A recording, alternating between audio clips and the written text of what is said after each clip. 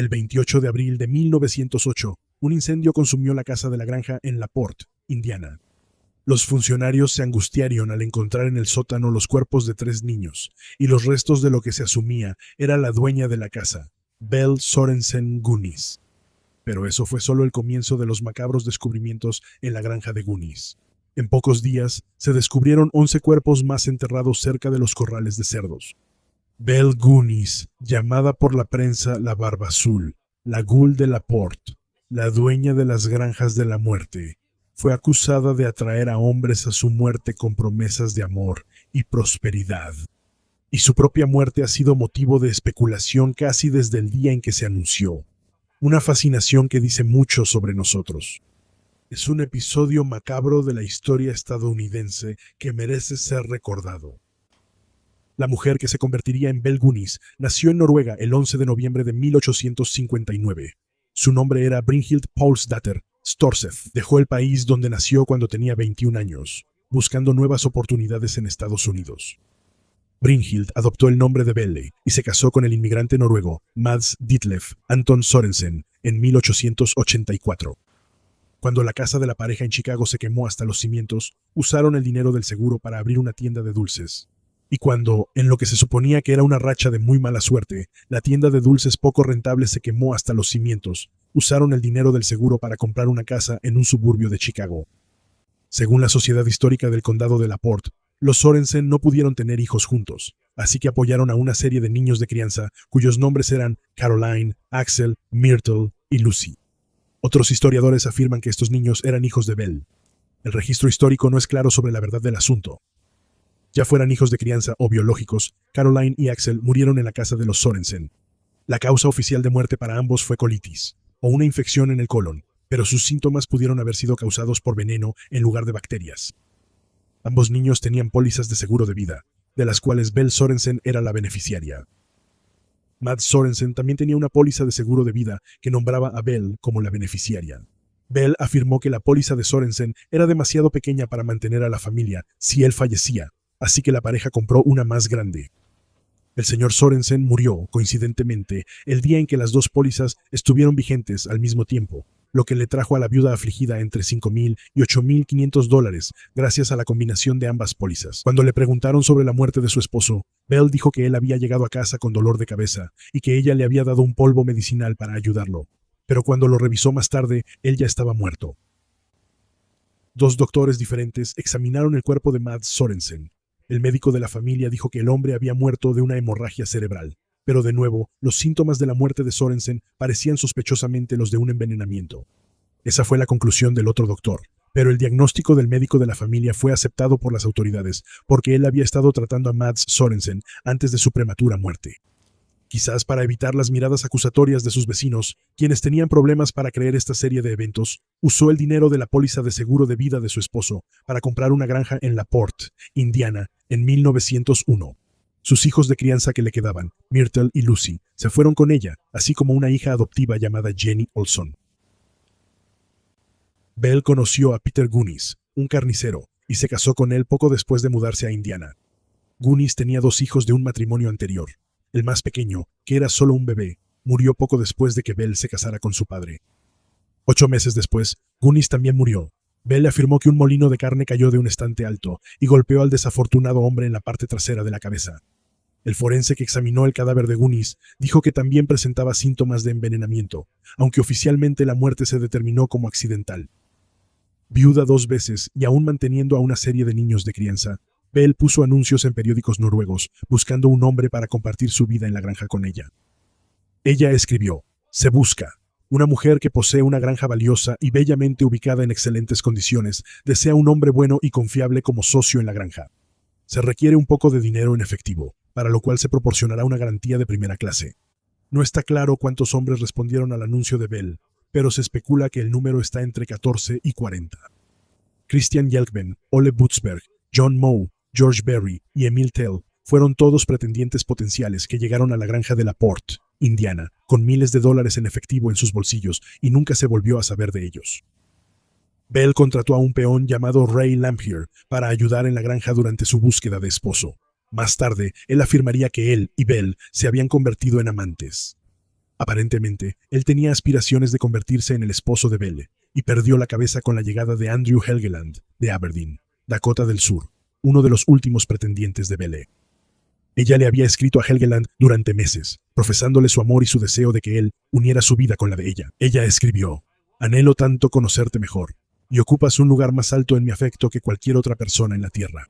Seremos tan felices cuando llegues aquí, y de manera escalofriante, ven preparado para quedarte para siempre».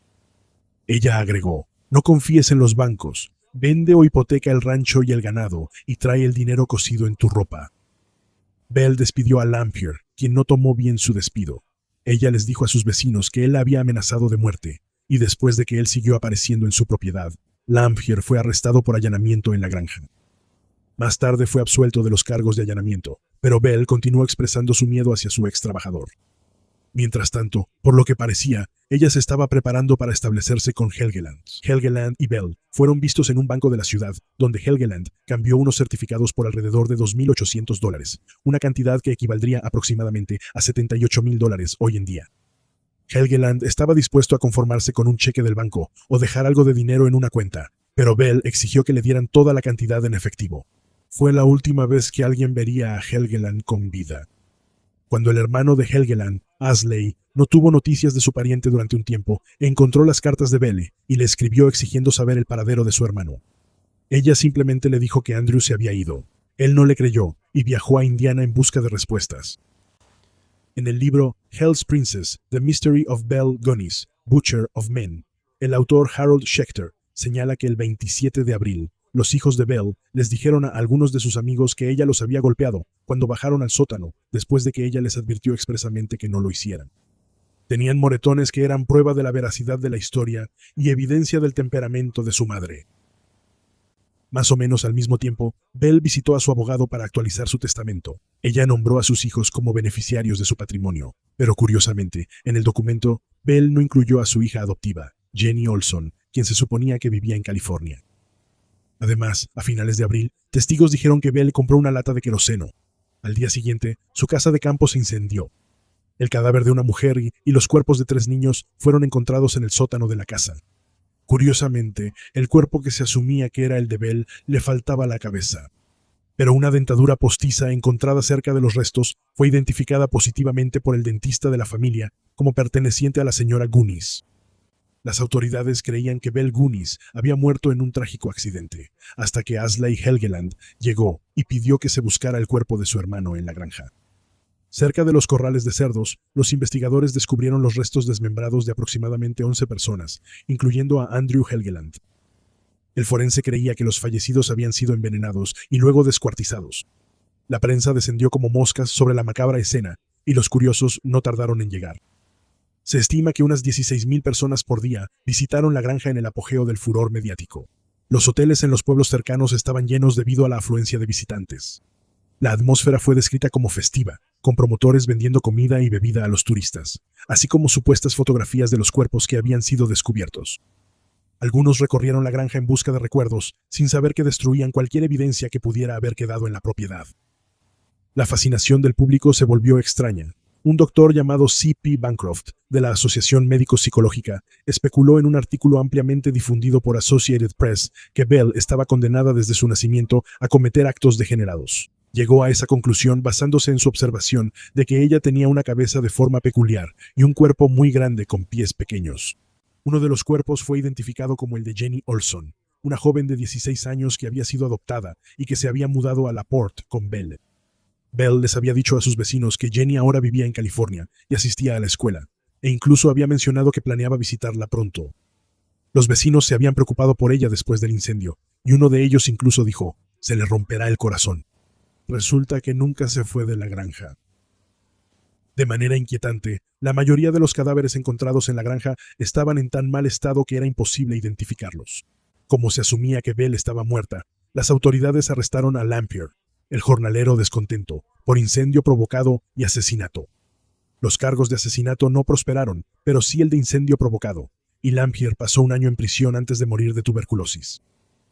Existe una supuesta confesión en el lecho de muerte que se le atribuye a Lampier, en la que admitió que Belle envenenaba a sus pretendientes durante la cena y luego los desmembraba. También dijo que él ayudó a conseguir el cuerpo señuelo para que Bell lo colocara en el sótano y fingiera su propia muerte. Sin embargo, la veracidad de esta confesión ha sido puesta en duda debido a la naturaleza sensacionalista del caso. La prensa se aferraba a cualquier pista para descubrir la verdad del asunto y pudo haber inventado la confesión para vender más periódicos. La verdad de lo que sucedió en la granja de Bell Goonies ha permanecido perdida en la historia. Ha habido cierta especulación de que una mujer llamada Esther Carlson, quien murió esperando juicio por asesinato en Los Ángeles en 1931, podría haber sido Bell Goonies. Los fiscales la acusaron de envenenar a un hombre para robarle su dinero, lo cual, por supuesto, era el modus operandi de Bell Goonies. Tenía aproximadamente la edad correcta si Bell Goonies hubiera sobrevivido al incendio y tenía cierto parecido físico superficial con Bell Goonies, pero un análisis más profundo de los registros y su pasado mostró que no podía ser la misma persona.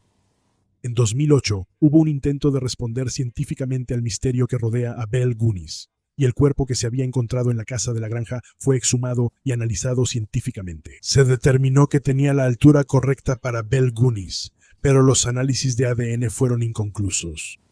Otros intentos de analizar el ADN de la saliva que Bell Goonies había dejado en uno de los sobres que envió a uno de sus amantes también resultaron ser inconclusos. El ADN simplemente estaba demasiado degradado para hacer una comparación, y a pesar de los mejores esfuerzos de la ciencia moderna, aún no pudieron resolver el misterio que rodea a Bell Goonies.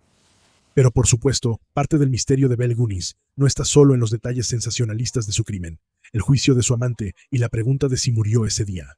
Es una cuestión de por qué estamos tan fascinados por personas como Bell Goonies y por qué seguimos fascinados por los asesinos seriales hoy en día. El Dr. Scott A. Bond, quien escribió un libro sobre la fascinación por los asesinos seriales, resumió sus ideas y hallazgos en una edición de 2017 de Psychology Today. Él dijo que, nos guste o no, desde una perspectiva sociológica, los asesinos seriales son uno de nosotros. Ellos ofrecen una vía segura para nuestras ideas, sentimientos y deseos más oscuros que nos emocionan y nos tientan. Y nos recuerdan que, a pesar de nuestros otros defectos, el resto de nosotros estamos, bueno, bien. ¿Por qué estamos fascinados con los asesinos seriales?, sugiere el Dr. Bond. Porque, sorprendentemente, los necesitamos.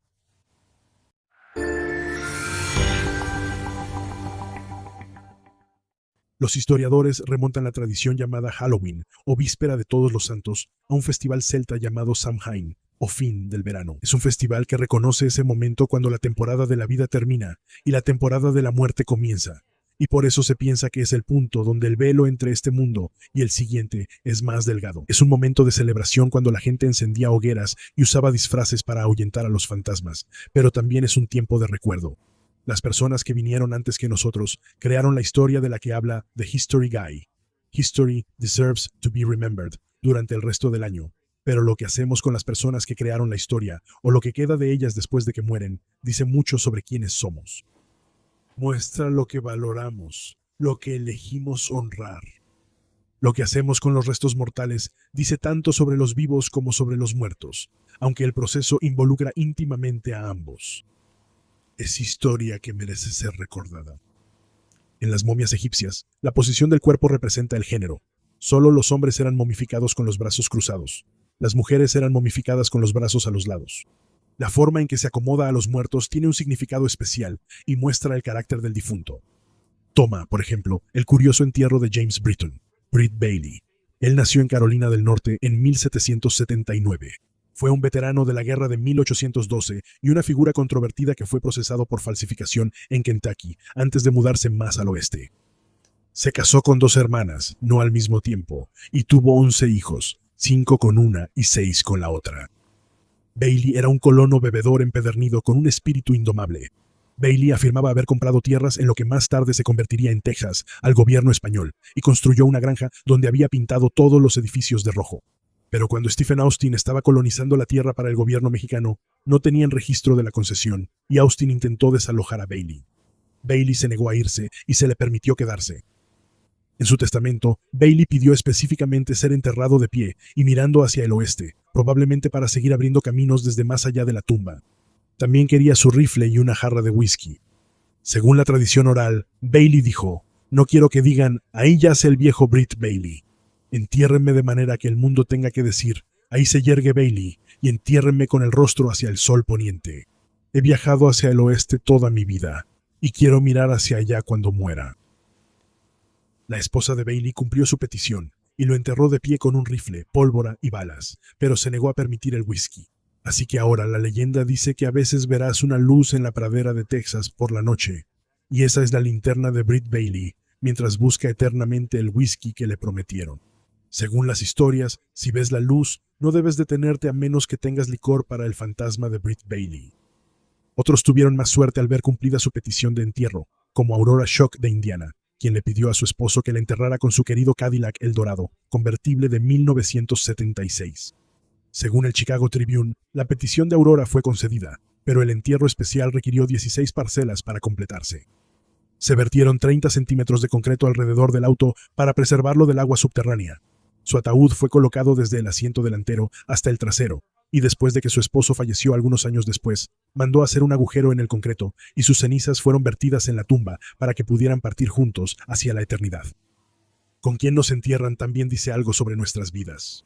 Pedro Abelardo y Eloísa de Argenteuil tienen, según algunos, una de las historias de amor más trágicas de la historia.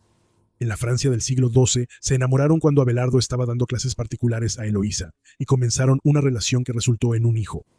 El tío de Eloísa, Fulberto, se enfureció por el romance y ordenó que Abelardo fuera atacado y castrado. Abelardo se convirtió en monje en la abadía de Saint-Denis y Eloísa entregó a su hijo y se hizo monja.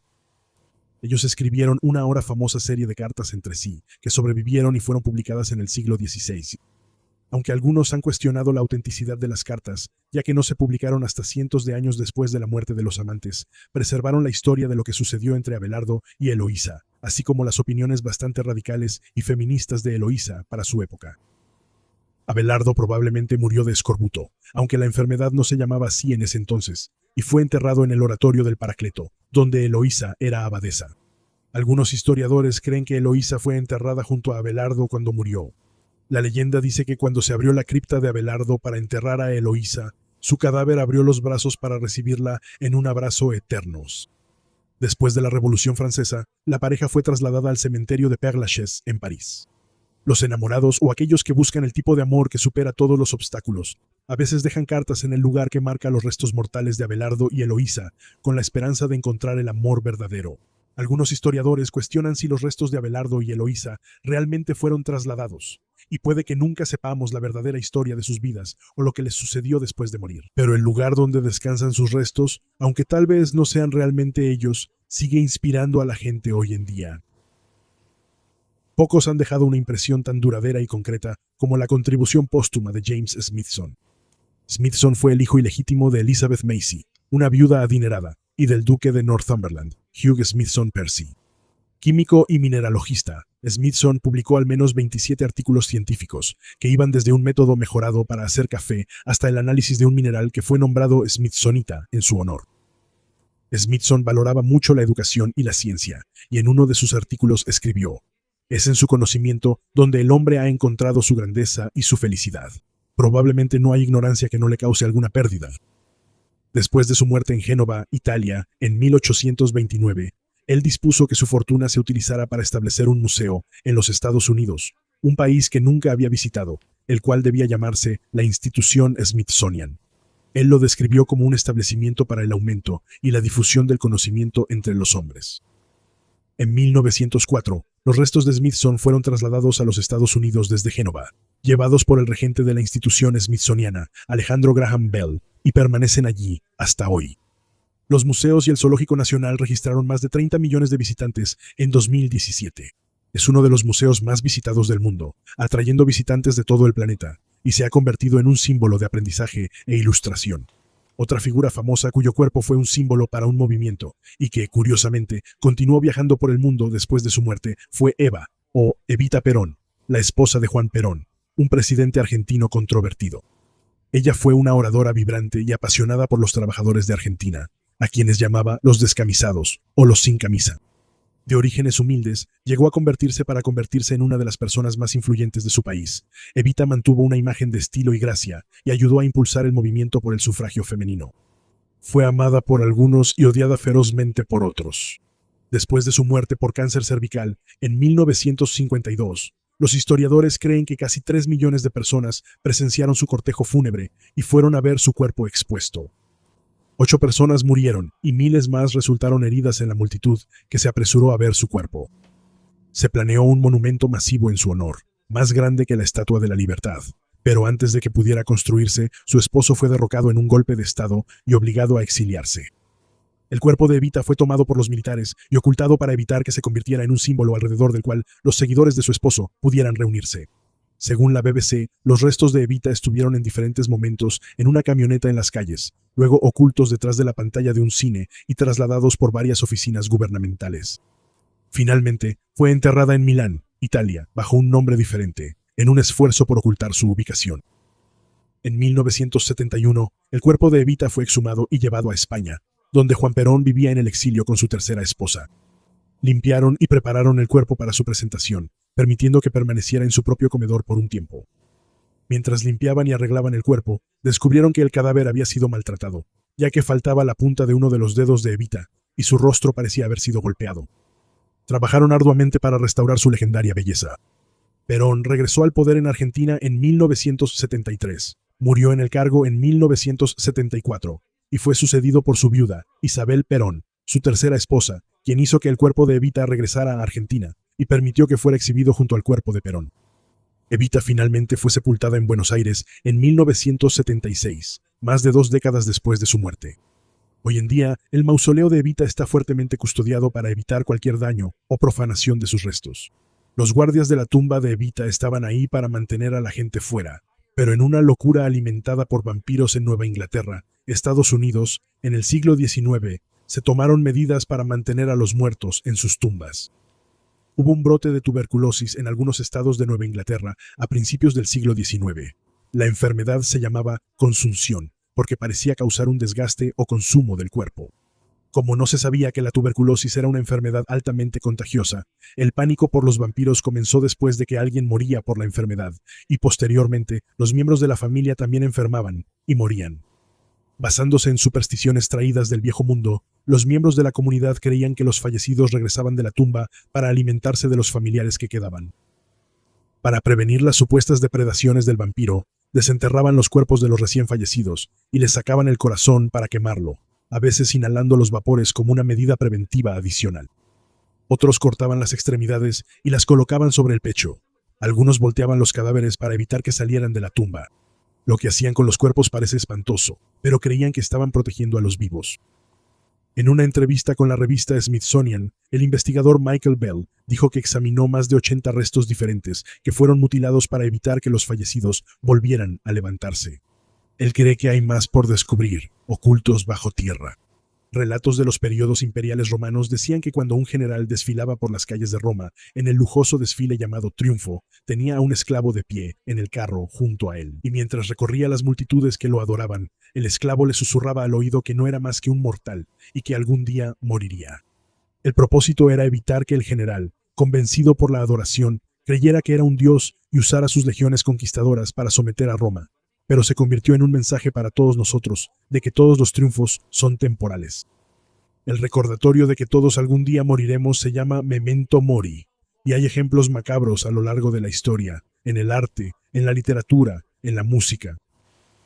Creo que la historia misma es un Memento Mori, un esclavo en nuestro carro, susurrándonos al oído. Y ya sea que quieras llevarte una botella de whisky o un auto clásico, seas político, científico o artista, sin importar los adornos de la riqueza, lo único que es cierto para todos ellos es que todo es pasajero. Y reconocemos eso en la forma compleja en que los humanos tratamos nuestros restos mortales. Como dijo el poeta romano del siglo I a.C., Horacio, la muerte pálida llama con pie imparcial a las chozas de los pobres y a los palacios de los reyes.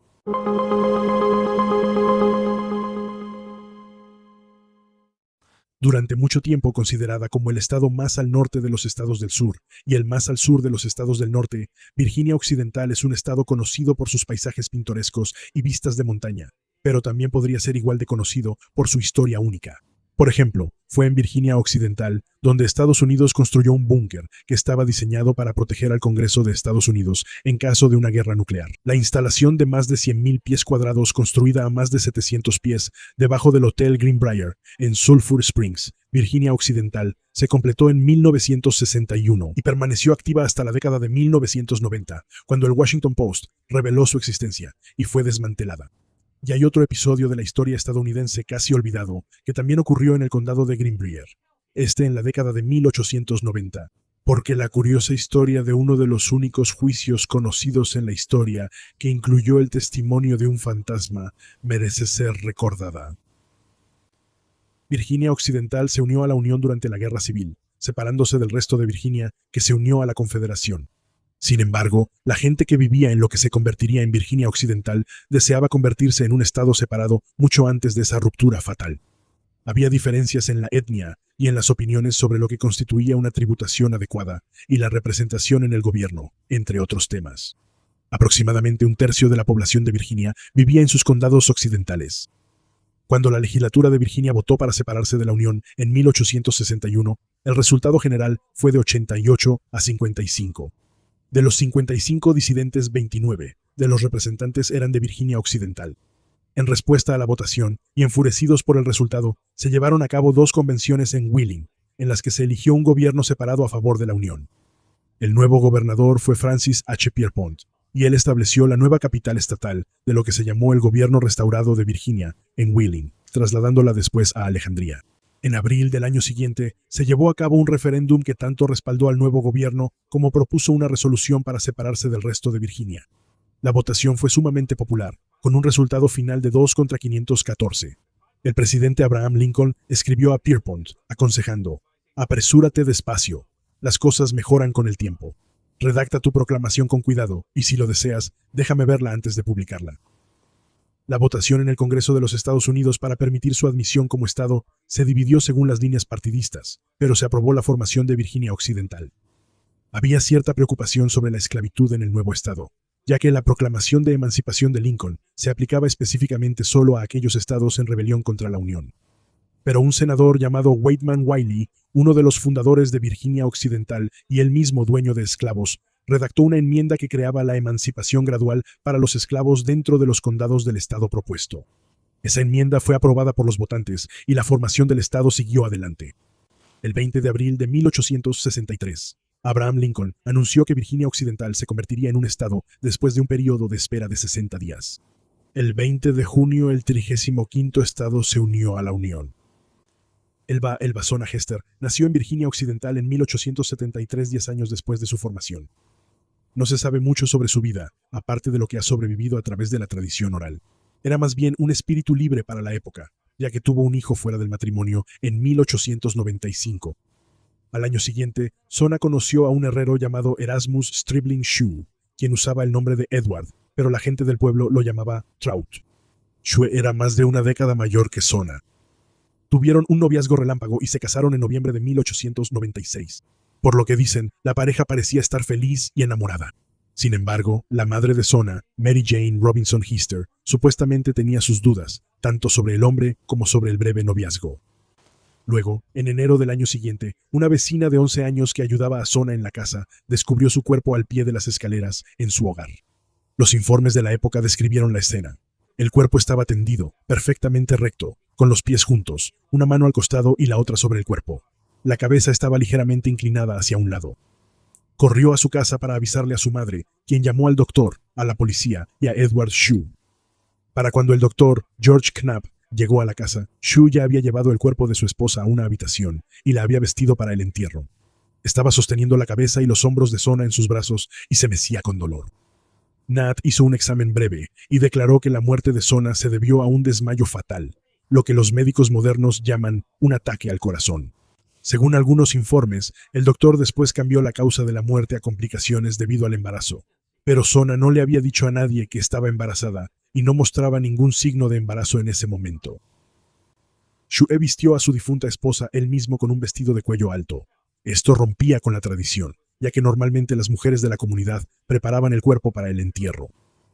Colocó su cuerpo en un ataúd y los restos de Zona fueron transportados a la casa de su madre, Mary Jane Hester, que estaba a unas pocas millas de distancia en Big Sewell Mountain. Curiosamente, durante la velación del cuerpo de Sona, Shu no se apartó del lado de su esposa, permaneciendo cerca de su ataúd y llorando, como si evitara que los dolientes se acercaran demasiado al cuerpo. Pero Mary Hister no confiaba en Trout Shu y no creía que su hija simplemente hubiera muerto de un ataque al corazón. Ella comenzó a rezar para que el espíritu de su hija regresara y le dijera cómo murió. Unas 4 semanas después del funeral de su hija, Mary dijo que comenzó a tener visiones nocturnas del espíritu de Sona.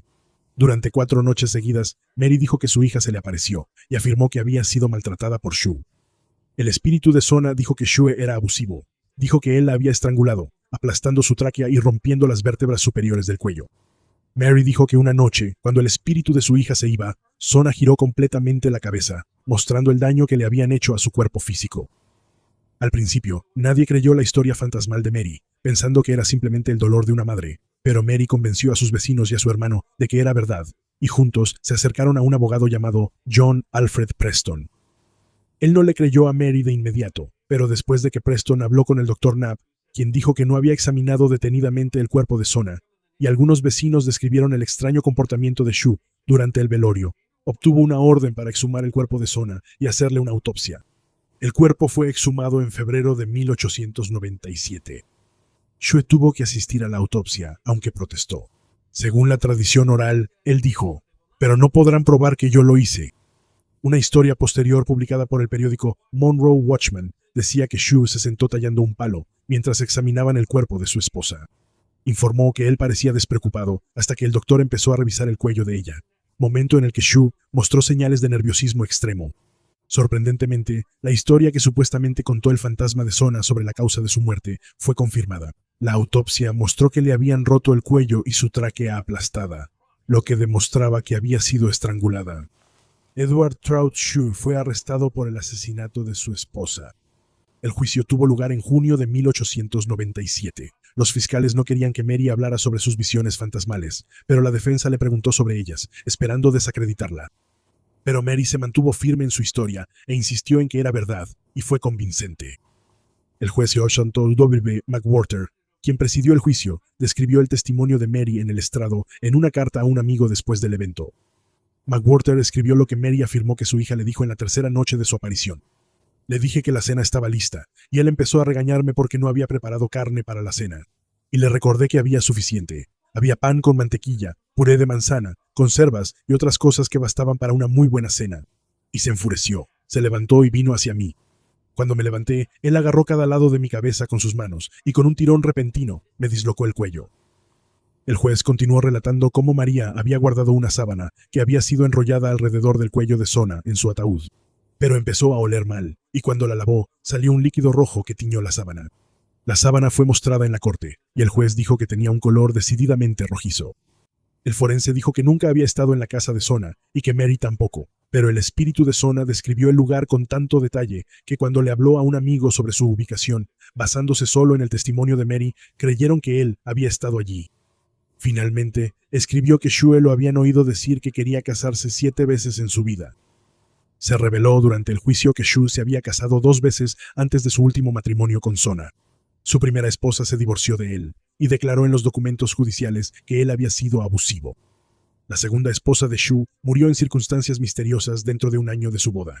Una versión decía que ella se había caído al romperse el hielo. Otra sugiere que murió cuando Shu accidentalmente dejó caer un ladrillo sobre su cabeza mientras construían una chimenea. Y se reveló que, entre los 2 matrimonios, Shu pasó 2 años en prisión por robar un caballo. Shu subió al estrado para defenderse durante el proceso. Un periódico local, el Greenbrier Independent, informó que él admitió haber cumplido una condena en prisión. Declaró que amaba profundamente a su esposa y pidió al jurado que lo mirara a la cara y luego dijera si era culpable. Su testimonio, su manera de comportarse y demás causaron una impresión desfavorable en los espectadores. Él negó las pruebas circunstanciales presentadas en su contra, pero el jurado estaba convencido de lo contrario. El juicio solo duró 8 días y las deliberaciones se extendieron por poco más de 1 hora. El juez McWhirter no pudo instruir al jurado para que ignorara el testimonio sobre el fantasma, porque fue presentado por la defensa, no por la fiscalía. Shue fue declarado culpable de asesinato en primer grado. La mayoría del jurado pensó que merecía la pena de muerte, pero como no fue unánime, en su lugar fue sentenciado a cadena perpetua. Después del juicio en julio, se formó una turba para linchar a Shue, pero las autoridades se enteraron y el alguacil pudo protegerlo escondiéndolo en el bosque. Se decía que Shue estaba tan aterrorizado por la turba que no podía ni siquiera amarrarse los zapatos. El alguacil se enfrentó a la turba y los convenció de que dejaran las armas y se fueran a casa. 4 de ellos fueron acusados posteriormente de intento de linchamiento. Shue fue encarcelado en la prisión estatal de Moundsville. Murió a causa de una epidemia desconocida que afectó a la población carcelaria en marzo de 1900 y fue enterrado en una tumba sin nombre. Mary Hester sostuvo durante el resto de su vida que había sido visitada por el fantasma de su hija. Murió en septiembre de 1916. Por supuesto, la gente todavía discute si Edward Shue era culpable, pero es bastante sorprendente que la verdadera causa de la muerte de Sona Shue haya sido descubierta. Aún así, es difícil creer que tan tarde como en 1897, un jurado de Estados Unidos tomara el testimonio de un fantasma como evidencia creíble, aunque estuviera respaldado por un sólido caso circunstancial. En la Ruta 60 de Estados Unidos, frente a la iglesia Sam Black, en Virginia Occidental, hay un letrero que conmemora a Sona Shue. En parte dice: enterrada en el cementerio cercano está Sona Hester Shue. Su muerte se presumía natural hasta que su espíritu visitó a su madre para describir cómo había sido asesinada por su esposo, Edward. La forma en que tratamos los restos humanos es parte de lo que define una cultura, y muchos arqueólogos piensan que el tratamiento ceremonial de los restos humanos es uno de los indicadores del inicio de la civilización humana. Según el Property Environmental Research Council, Estados Unidos utiliza tanto acero en la fabricación de ataúdes en un solo año como el que se necesitó para construir el puente Golden Gate. Vertemos más concreto reforzado en la fabricación de bóvedas funerarias en un año de lo que se necesitaría para construir una carretera de 2 carriles desde la ciudad de Nueva York hasta Detroit. Claramente, tomamos en serio el tratamiento de nuestros restos mortales, pero no siempre fue así. La extraña historia de lo que les sucedió a 3 personas famosas después de abandonar este mundo ilustra la compleja relación que tenemos y la reacción que mostramos ante los restos humanos. Es un fragmento macabro de la historia que merece ser recordado. Oliver Cromwell alcanzó notoriedad como general durante el periodo de las guerras civiles inglesas, conocido como las Guerras de los 3 Reinos. Cuando el Parlamento decidió juzgar al rey Carlos I, que estaba encarcelado, Cromwell apoyó el juicio, pensando que era la única manera de terminar con las guerras civiles, y fue uno de los 59 miembros del tribunal que firmaron la orden de ejecución del rey. Sin embargo, cuando llegó el momento de la ejecución, ningún oficial quiso firmar la orden final para decapitar al rey y ser responsable de regicidio. Fue Cromwell quien firmó la orden. Carlos I fue ejecutado por decapitación el 30 de enero de 1649. Cuando las guerras terminaron con la victoria del Parlamento, se creó una república llamada el Protectorado, en 1653. Cromwell fue nombrado Lord Protector, el jefe de gobierno, de por vida. Pero Cromwell solo vivió 5 años más, muriendo de una infección en septiembre de 1658. Fue enterrado en la abadía de Westminster con un funeral elaborado, digno de un rey. Pero el Protectorado demostró ser incapaz de gobernar con éxito sin él. Su tercer hijo, Ricardo Cromwell, fue nombrado Lord Protector, pero carecía de las conexiones de su padre tanto en el Parlamento como en el ejército, y temerariamente intentó extender el poder del protectorado. Aunque nunca fue depuesto oficialmente, Ricardo Cromwell fue removido del poder, y en la confusión posterior, el Parlamento restauró la monarquía, invitando al hijo de Carlos, Carlos II, a regresar tras una promesa de reformas, creando así una monarquía constitucional. Aunque la monarquía fue restaurada en mayo de 1660, Carlos II no fue coronado oficialmente hasta abril de 1661. Pero la restauración de la monarquía creó un legado difícil para Oliver Cromwell, quien había firmado la orden de ejecución del anterior rey, Carlos I, así como para cualquiera que hubiera participado en el juicio. Comprensiblemente molesto tanto por la ejecución de su padre como por el precedente que esa ejecución sentó en cuanto al derecho divino de los reyes, Carlos II y el nuevo Parlamento hicieron que 12 miembros del tribunal que había juzgado a Carlos I fueran juzgados por traición y ejecutados. Pero 3 de los cabecillas, Cromwell, John Bradshaw, quien había sido el juez principal en el juicio, y Henry Ireton, quien era yerno de Cromwell y también había firmado la orden de ejecución, ya estaban fallecidos. No contento con simplemente ahorcar, destripar y descuartizar a la docena de regicidas, Carlos II también hizo que los restos de Cromwell, Bradshaw e Ireton fueran exhumados y ejecutados simbólicamente, colgando públicamente sus cadáveres en enero de 1661. Luego les cortaron la cabeza y las colocaron en picas frente al salón de Westminster, donde, al haber sido embalsamadas, duraron un tiempo. La cabeza decapitada de Cromwell permaneció en una pica en el techo del salón de Westminster hasta la década de 1680, cuando desapareció, según algunos relatos, después de que la pica podrida cayera durante una tormenta. La cabeza, o al menos lo que se decía que era la cabeza de Cromwell, reapareció en un museo de curiosidades en Londres en 1710. Después de la muerte del propietario del museo, la cabeza de alguna manera terminó en manos de un borracho y supuesto descendiente de la familia Cromwell, quien tenía la costumbre de pasarla de mano en los bares. Se la quitaron como pago de una deuda y en 1799 fue vendida a otras dos personas que esperaba exhibirla. La exhibición de la cabeza resultó ser un fracaso, pero la familia del dueño mantuvo la posesión de la cabeza hasta 1815, cuando fue vendida a un coleccionista privado llamado Wilkinson. Pero luego surgieron dudas sobre la autenticidad de los restos y al menos apareció otro reclamante. Finalmente, en 1934, dos científicos, un eugenista y un antropólogo, compararon la cabeza de Wilkinson con bustos, retratos y la máscara mortuoria de Oliver Cromwell, y en un informe de 104 páginas determinaron con certeza moral que se trataba de la cabeza de Cromwell. La familia Wilkinson, que había poseído la cabeza en una caja de madera desde 1815, la enterró en un lugar secreto del Colegio Sidney Sussex en 1960. La cabeza del que alguna vez fue el orgulloso Lord Protector, enterrada con los honores de un rey, pasó de ser una advertencia para los villanos a una curiosidad y luego a una pieza de colección antes de encontrar su lugar de descanso final más de 200 años después de la muerte del general. Curiosamente, también fue la Guerra Civil Inglesa la que afectó los restos mortales de Catalina Parr, reina consorte y sexta esposa de Enrique VIII. Catalina Parr ya había enviudado 2 veces cuando llamó la atención del rey Enrique VIII en 1543. El rey de 52 años había hecho ejecutar a su quinta esposa, Catalina Howard, en 1542. Sufría de varios problemas de salud y se había vuelto cada vez más irascible.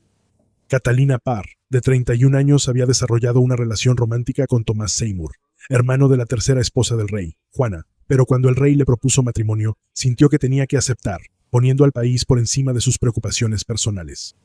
Enrique y Catalina se casaron el 12 de julio de 1543.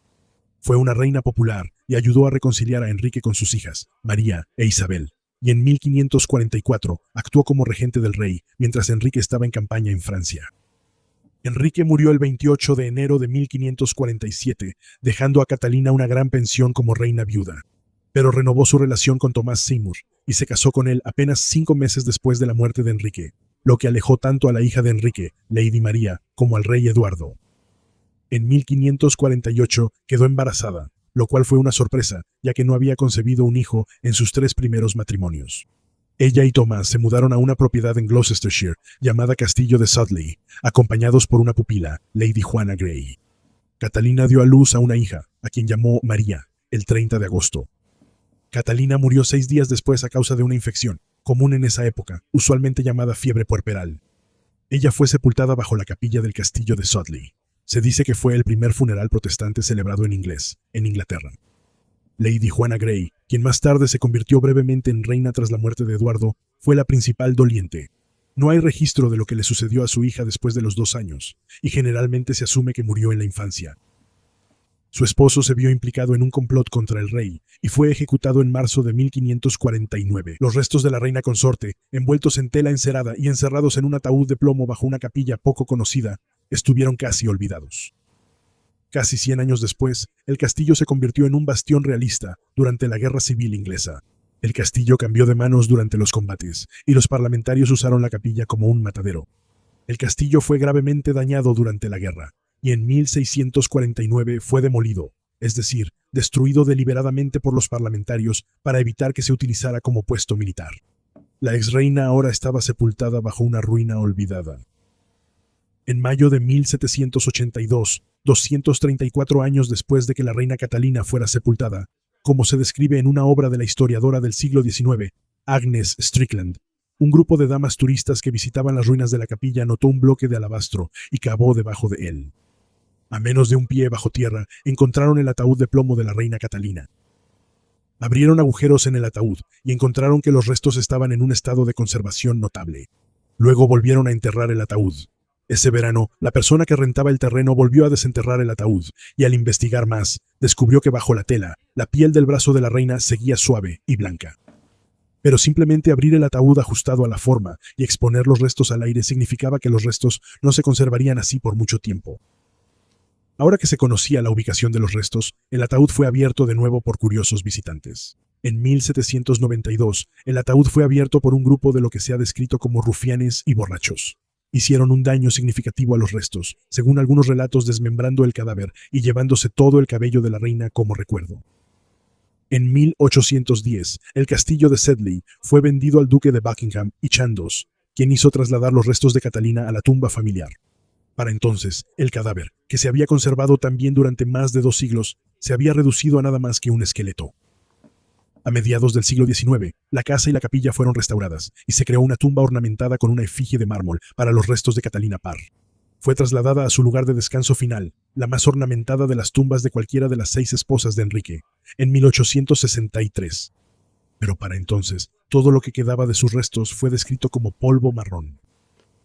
Pero por extraña que sea la historia de los restos de la reina Catalina, no es ni de cerca tan peculiar como la del forajido de Wyoming, George Parrott. No se sabe mucho sobre la vida temprana de George Parrott. Nació en Francia en 1834, y su apodo, Jorge Narizón, se debía a que tenía una nariz bastante grande, que irónicamente se parecía al pico de un loro. No hay un registro claro de cómo o cuándo emigró a los Estados Unidos, ni de qué lo llevó a la vida que eligió, pero para la década de 1870 ya formaba parte de una notoria banda de forajidos en el viejo oeste estadounidense. La banda eran simples salteadores de caminos que robaban carretas de carga, pagas y diligencias en los territorios de Wyoming, Montana y Dakota. En agosto de 1878, Parrott y su banda tramaron un plan para robar un tren de la Union Pacific, saboteando las vías en un tramo aislado, con la esperanza de hacer descarrilar el tren. Un equipo de trabajo encontró el daño, frustrando el plan, y una partida salió tras la pista de los forajidos. 2 agentes de la ley, un ayudante del sheriff y un detective de la Union Pacific rastrearon a la banda hasta su escondite, pero la banda los emboscó y asesinó. En febrero siguiente, la banda realizó su robo más famoso, capturando a un comerciante adinerado que sabían llevaba dinero para comprar mercancía, a pesar de que el comerciante viajaba con escolta militar. Los informes varían, pero Parrott y su banda se llevaron hasta $14,000. Pero ese gran golpe fue el último de George Parrott. En 1881, él estaba en un bar de Montana. Bebió demasiado y se jactó del asesinato de los 2 agentes de la ley en 1878. Al darse cuenta de que había una recompensa de por medio, alguien avisó a las autoridades y Parrott fue arrestado en Miles City. Parrott tenía razones para tener miedo. Fue llevado en tren a Rawlins, Wyoming, para ser juzgado por los asesinatos. Otro miembro de la banda, Charlie Burris, conocido como Dutch Charlie, quien también había participado en la emboscada a los 2 agentes de la ley, fue sacado del tren en el pueblo de Carbon antes de que pudiera llegar a Rawlins para ser juzgado. Un grupo de vigilantes le exigió que confesara, y cuando se negó, lo lincharon colgándolo de un poste de telégrafo. Cuando iba camino a Rawlins en 1881, Parrott también fue sacado del tren y amenazado con ser ahorcado. Para salvar su vida, admitió los asesinatos y dio detalles del crimen. Se salvó de ser linchado, pero cuando llegó a Rawlins, fue rápidamente condenado, y en abril de 1881 fue sentenciado a muerte por ahorcamiento. Desesperado, Big Nose George planeó una fuga. Había logrado cortar en secreto un perno de sus grilletes, y cuando un carcelero llamado Robert Rankin fue a revisarlo por la noche, lo atacó, golpeándolo con las pesadas cadenas de las piernas. Pero la esposa de Rankin escuchó el alboroto, y según los periódicos de la época, llegó rápidamente al lugar con un revólver y mantuvo al prisionero bajo control hasta que llegó la ayuda. Cuando la noticia se difundió por el pueblo de que Parrott había atacado a Rankin, se formó una turba. Según el Quincy Daily Herald del 24 de marzo, George Narizón fue sacado de la cárcel por un grupo de hombres a las 10:55. Como no había árboles adecuados, se lanzó una soga sobre la barra transversal de un poste de telégrafo. La soga fue colocada alrededor de su cuello y George fue obligado a subir una escalera de 14 pies. Sus últimas palabras, según se informa, fueron: «Voy a saltar, muchachos, y me voy a romper el cuello». Pero no fue tan limpio. George había logrado liberar sus manos de las cuerdas que se usaron para atarlo. Mientras colgaba de la soga, se agarró al poste, tratando de sostenerse. Sus piernas estaban sujetas con grilletes, así que no podía sostenerse con ellas. Poco a poco, sus fuerzas fallaron y se deslizó por el poste hasta que la soga se apretó, y murió estrangulado lentamente. Fue un final espantoso para un hombre malo. Pero lo que sucedió con sus restos fue aún más extraño que su muerte. Como nadie reclamó el cuerpo, los restos de George fueron tomados por dos doctores, Thomas McGee y John Osborne, quienes decidieron estudiar el cadáver para ver si podían determinar las características físicas que explicaban la criminalidad de George. Durante sus esfuerzos, le cerraron la parte superior del cráneo para examinar su cerebro. La parte superior del cráneo fue entregada al asistente adolescente del Dr. McGee. No está muy claro qué experimentos se realizaron con los desafortunados restos de George, el de la gran nariz, pero en algún momento se le quitó la piel al cadáver y se envió a Denver para ser curtida. Las fuentes difieren sobre todo lo que se hizo con el cuero de George Narizón. Algunos dicen que guantes, otros afirman que un maletín de doctor, pero hay certeza de que parte de George se usó para hacer un par de zapatos bicolor.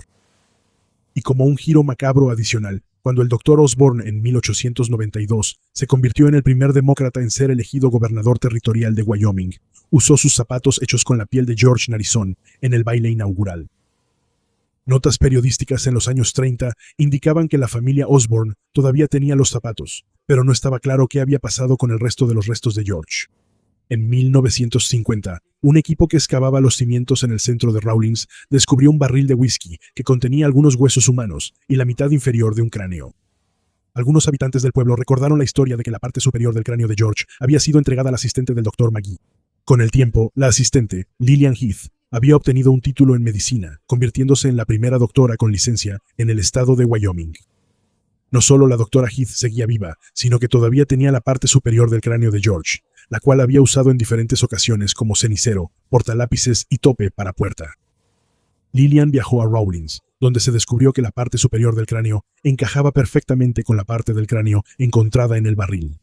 La parte inferior del cráneo, los zapatos hechos con su piel y una máscara mortuoria del bandido Narizón están ahora en exhibición en el Museo del Condado de Carbon, en Rawlins, Wyoming. La parte superior de su cráneo y los grilletes que llevaba puestos cuando fue ahorcado están en exhibición en el Museo Union Pacific en Omaha, Nebraska.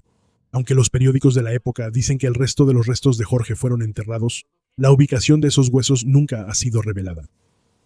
La extraña historia de lo que sucedió con los restos humanos de Oliverio Cromwell, Catalina Parr y Narizón George Parrott ilustra la compleja relación que los humanos tienen con los restos humanos. A veces venerados y a veces despreciados, la reacción ante el abuso de estos cadáveres famosos revela la fascinación humana por el más allá. Los restos de estos tres, aunque fueron tratados de manera diferente al morir, terminaron convirtiéndose en curiosidades. Y su historia merecía ser recordada, aunque solo fuera porque la manera en que los humanos tratamos a nuestros muertos dice mucho sobre los vivos. Espero que hayas disfrutado este episodio de The History Guy, pequeños fragmentos de historia olvidada de entre 10 y 15 minutos de duración.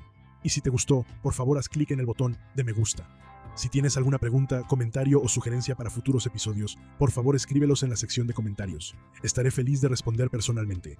Asegúrate de seguir a The History Guy en Facebook, Instagram, Twitter y revisa nuestra mercancía en teespring.com. Y si quieres más episodios sobre historia olvidada, lo único que tienes que hacer es suscribirte.